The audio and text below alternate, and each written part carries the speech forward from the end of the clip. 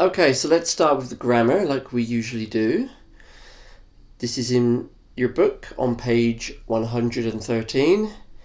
If you do not have a book, a few students wrote to me saying that they were having trouble finding the book. Then I will continue to put the photos on these videos.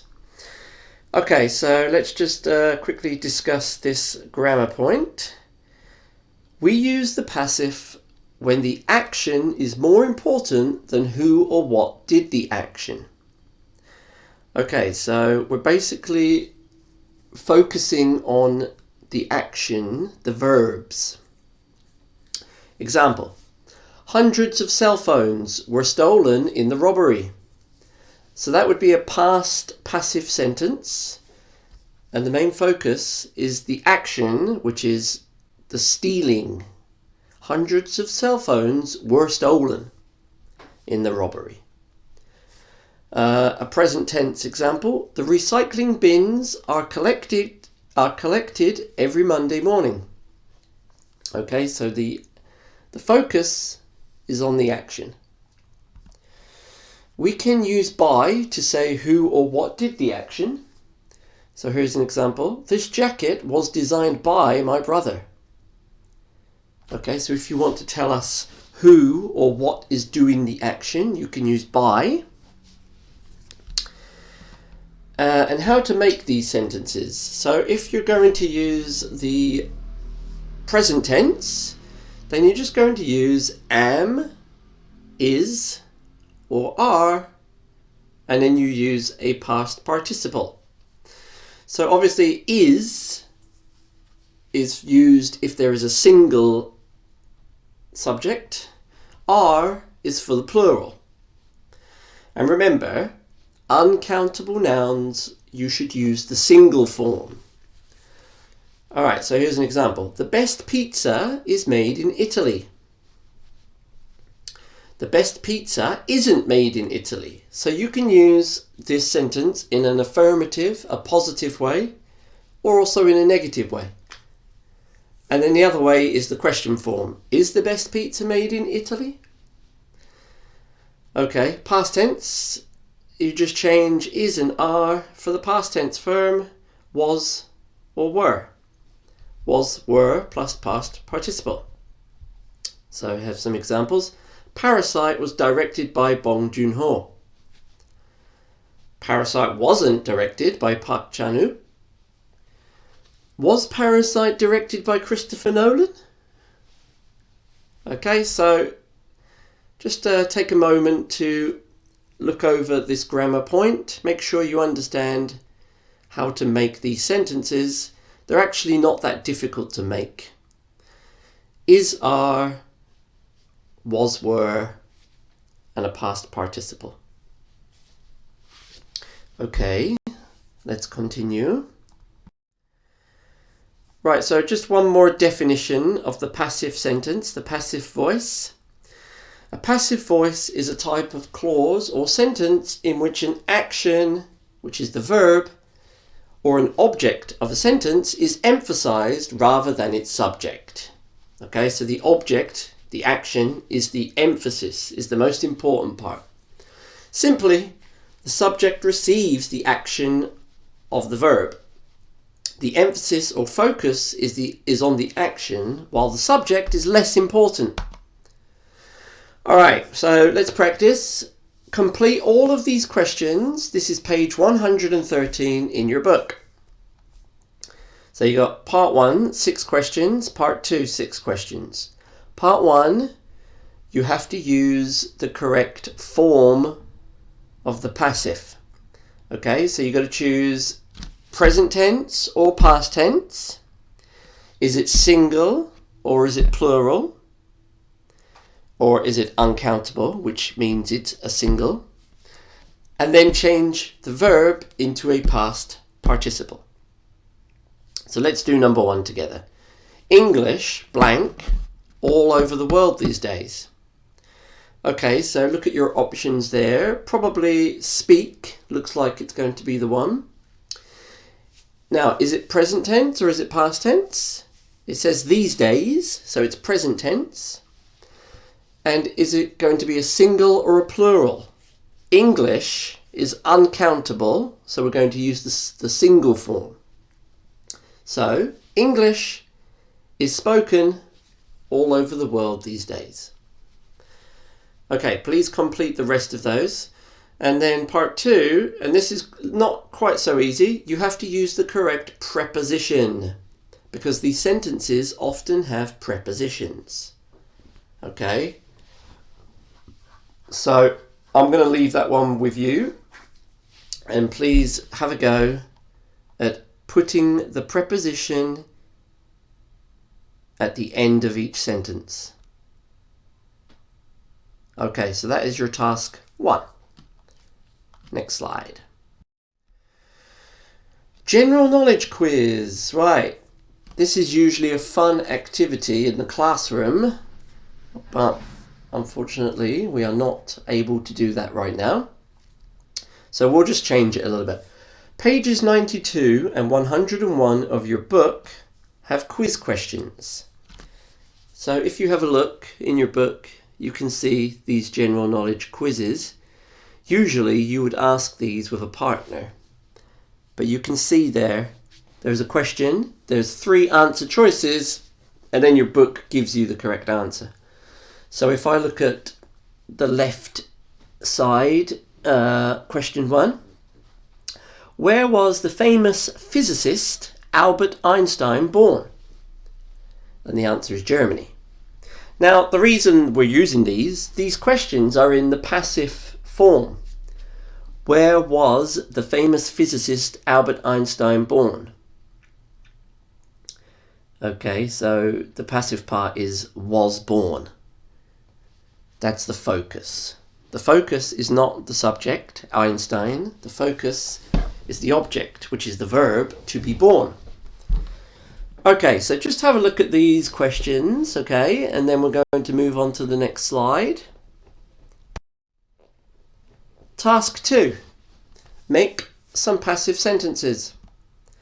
So, notice the topics of the quiz questions from the book. The first one was about where was Albert Einstein born?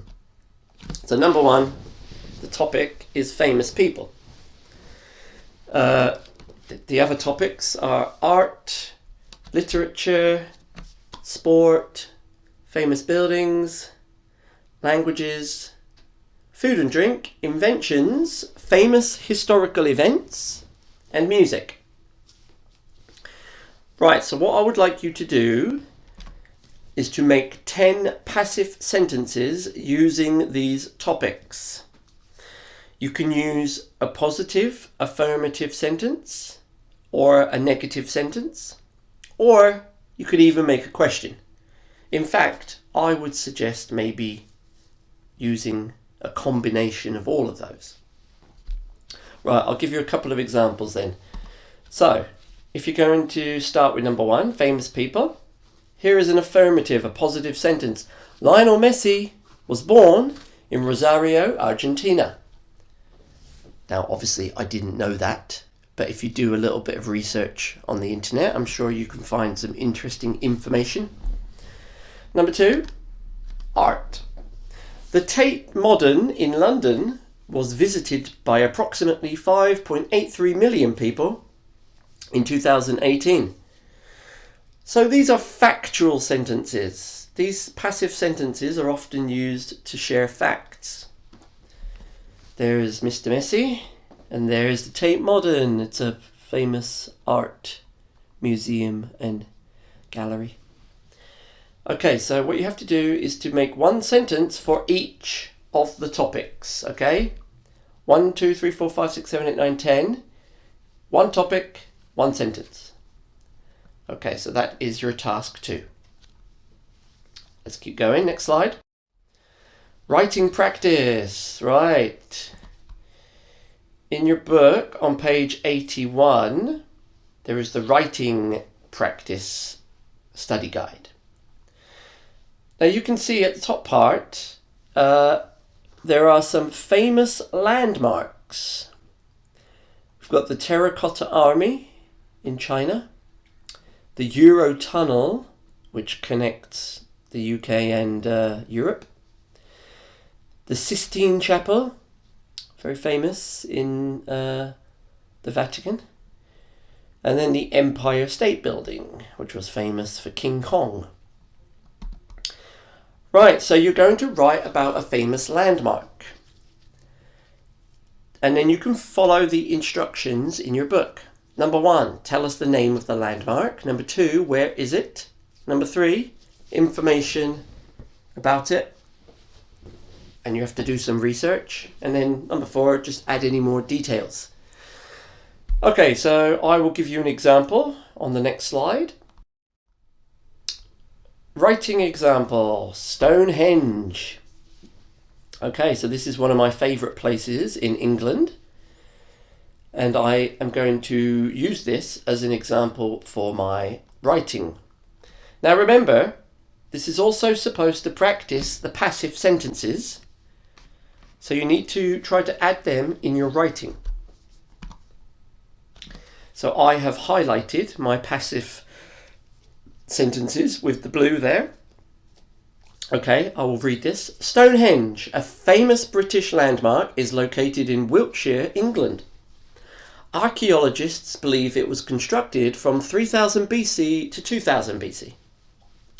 It consists of a ring of standing stones, each around 13 feet high, 7 feet wide, and weighing around 25 tons. One of the most famous landmarks in the United Kingdom, Stonehenge is regarded as a British cultural icon. The site and its surroundings were added to UNESCO's list of World Heritage Sites in 1986. Stonehenge could have been a burial ground from its earliest beginnings, as human bone data was found and dug from the site. Archaeological research shows that the structure of this amazing monument changed over time, and it was built and rebuilt by generations of ancient people. 4,000 years ago, Stonehenge was made up of an outer circle of 30 standing stones. Wowee, there you go. So this is what you have to do. You have to choose a landmark and you have to write a paragraph similar to my example, and make sure you include some passive sentences. And it would be quite helpful if you highlighted them if you can. Okay, so let's move on. Review then what you have to do. 1. Complete the questions from your book on page 113, or just use the photo from this PowerPoint. 2. Write 10 passive sentences using the 10 quiz topics. Your sentences can be affirmative statements, positive statements that means, negative statements, or questions. And number 3, write a paragraph introducing and describing a famous landmark. Okay, so please send these to me by email, and the deadline is 1 week later, April 14th. Okay, right, so that is Unit 12. Now we're going to have a little review of Unit 11. So let's just go over the answers from the questions which I gave you. So there was a grammar section, and here are the answers. Number 1, I can't find Sam. Do you know where she is? No, but she loves swimming, so she might have gone to the beach. Right, now number 2, I think this one you could probably use must or might. Sometimes it depends on how sure you are. So look at number 2. Noriko's English is much better this year than last year. Yes, I know. Right, so what do I say? She must have had lessons, or she might have had lessons. Both of those work. Number 3. I think Sue and Janice are sisters, you know. They can't be sisters. They don't look like each other at all. Number 4. I stayed up all last night to finish this report. Oh, really? You must be exhausted. I stayed up all night. That is the evidence. So you must be exhausted. Number 5, I haven't seen Jane for a long time, you know. B says, I'm not sure, but I think she might have gone on vacation. Okay, I'm not sure. So it says might. Number 6, is this your suitcase? B says, no, that can't be mine. My suitcase is black, not red. 7, Frank is off work today. B says, I know, I'm not sure, but I think he might be sick. I'm not sure, he might be. And number 8, Kevin's just bought a new car. It's a Jaguar, I think. Wow, that must have cost him a lot of money. A Jaguar is quite an expensive car, so that must have cost him a lot of money. Okay, part 2 quickly. It's the middle of the winter. The ocean must be very cold. 2, Jenny is terrible at volleyball. Therefore, she can't be on the school team. She's terrible. She can't be. Number 3, that could be the man I saw. He has the same hair. Number 4, she was in the hospital for a month.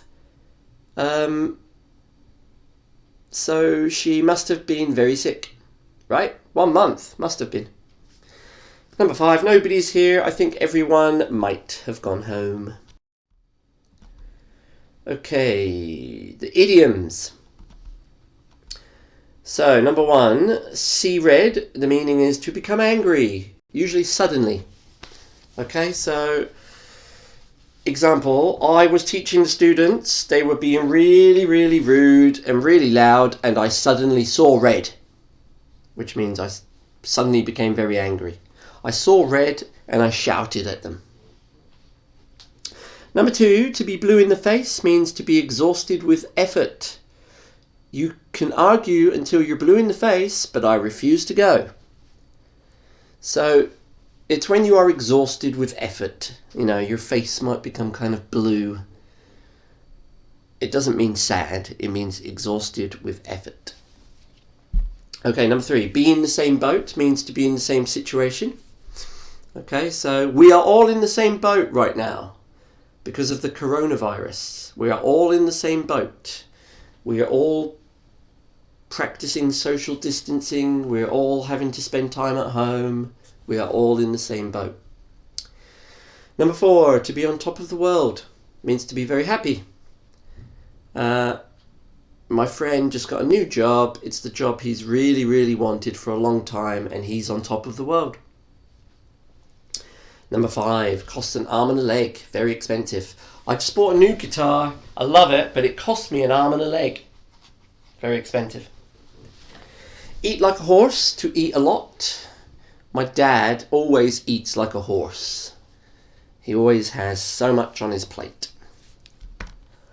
Number 7, give someone a hand. Right, this is very common. Can you lend me a hand? Can you give me a hand here to help someone? I'm trying to move the furniture. Can you give me a hand? Number 8, go back to square one. Start over. Okay, I was teaching my students some grammar, but they were all very confused, so we had to go back to square one. We had to start from the beginning. Number 9, let the cat out of the bag. To tell someone a secret. Yeah, very common. Don't let the cat out of the bag. We have organised a secret birthday party for Emma, but don't let the cat out of the bag. Don't tell her. Number 10, out of the blue, completely by surprise. Yeah, this is also common. My football team were losing 2-0. We were playing terribly. And then out of the blue, we suddenly scored 3 goals. Very surprising event. Number 11, to see eye to eye, to agree with someone. Yeah, okay, I completely see eye to eye. Do you see eye to eye with me? I think we see eye to eye. And then number 12, be all ears, listen carefully. Do you have a minute? I would like to tell you about the new class curriculum. And then the student says, yes, I'm all ears. Okay. So obviously, part 1 is getting the correct answer, but part 2, make sure you understand these idioms and make sure you understand how to use them. Okay, next slide. Proverbs. Okay, so similar to the idioms, make sure you understand the meaning. Better late than never. It's better to do something late than never at all. Okay, so yeah, I mean, I sometimes use this when I'm late for my meeting, social meetings. I'm sorry I'm late, but better late than never. Number 2, live and let live. A person should live as he or she chooses and let other people do the same. Yeah, maybe if you have an argument with somebody, you can just say, live and let live. I'm just going to let them live and I'm going to do my thing. Let's just, get on with our lives. Number 3, absence makes the heart grow fonder. Being away from someone or somewhere makes us miss them more. Right, so there's often a joke about the best way to maintain a relationship with your family is to move away from them. Absence makes the heart grow fonder. Number 4, look before you leap. Don't just rush into situations. Assess and consider things first. Yeah. Look before you leap. So for example, I'm trying to buy a new computer and I see one online and it looks great, but it's really cheap. So rather than immediately buy it, it would be better to research first and to make some inquiries and try to find out why it is so cheap. Look before you leap. Number 5, don't count your chickens before they hatch. Don't celebrate success before you have it. Okay, so don't celebrate too early because, you might become complacent and you might not get the success that you thought you were going to get. Don't count your chickens before they hatch. Actions speak louder than words. It's what you do that is important, not what you say. Yeah, that's a good one. Blood is thicker than water, so family relationships are more important than friendships or romantic partners. Beauty is only skin deep. The real beauty in a person is in their personality. Every cloud has a silver lining. Even bad situations can have some good reward for you. So if your friend has some bad news or had some bad experience, you can try to cheer them up by trying to find a silver lining, some sort of little good part from a bad situation. Number 10, the early bird catches the worm. Doing things as early as possible gives you the best chance of being successful. Right, now don't confuse this with the early bird. An early bird is someone who wakes up early. But the early bird catches the worm means doing things early as possible. Not just waking up early, but doing anything as soon as possible. Number 11, it's better to be safe than sorry. It's better to take some time to be safe than put yourself in a dangerous situation and regret it later. Right, so the common example for this one, when you get in the car, always put on your seatbelt. A lot of people think, I can't be bothered to put on the seatbelt, it doesn't matter. I would say it's better to be safe than sorry. Because if your car has an accident and you hurt yourself, you will be sorry. It's better to be safe than sorry. And number 12, the best things in life are free. The most rewarding things in life don't involve money. So we're talking about, love, friendships, emotions. The best things in life are free. Okay, guys, so I think that is it for this class. So please start doing the Unit 12 tasks, and when you're ready, you can send those to me. Okay, that's it for today.